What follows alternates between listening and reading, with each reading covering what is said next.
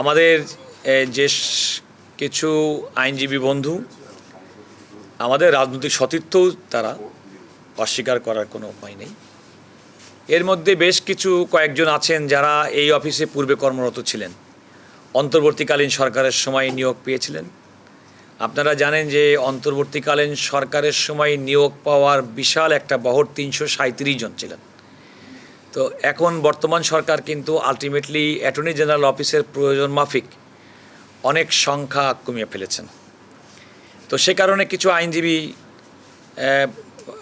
যারা এখানে কর্মরত আইন কর্মকর্তা ছিলেন তারা বাদ পড়েছেন বলে আমার মনে হয়। আমি যে কথা আগেও বলেছি যে আমি একজন নিযুক্ত ব্যক্তিগত, আমি আইন নিয়োগকারী কর্তৃপক্ষ না, তা সত্ত্বেও আমি যে একেবারেই কনসার্ন না তা না।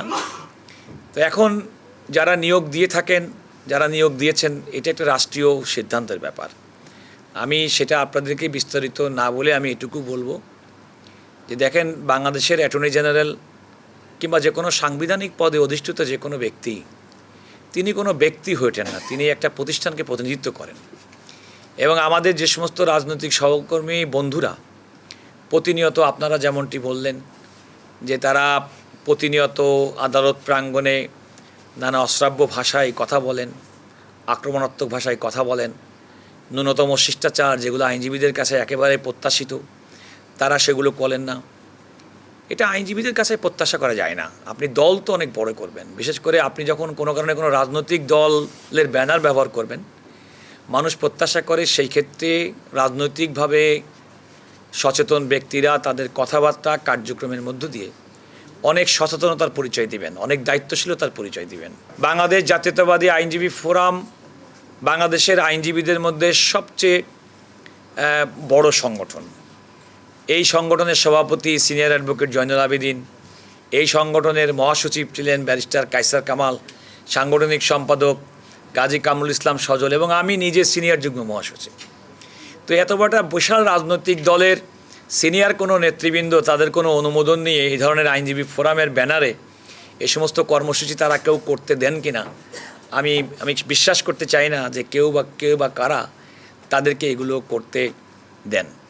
তবে এই ধরনের উস্কানি এবং আমি রাষ্ট্রের পক্ষে কাজ করি, রাষ্ট্রের পক্ষে দায়িত্ব পালন করি, এবং কাজ করতে গেলে অনেকের বিরুদ্ধে অভিযোগও তো থাকে।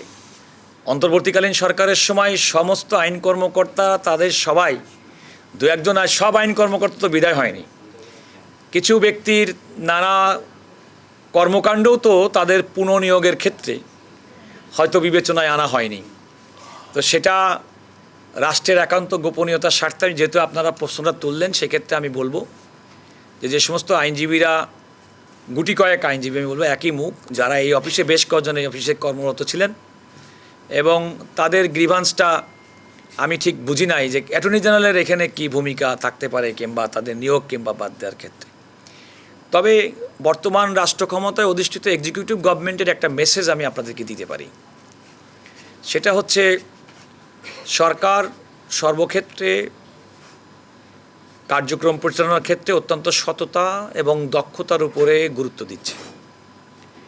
সুতরাং সততার মানদণ্ডে যদি কেউ কোনো কারণে উত্তীর্ণ না হন, কোনো কারণে যোগ্যতার বিষয়ে হয়তো কারো কোনো ল্যাকিং থাকতে পারে, তো সেগুলো সরকার, আমার মনে হয় যে একজন ব্যক্তির সততা দক্ষতার বিষয়টিও বিবেচনায় নিয়েছেন।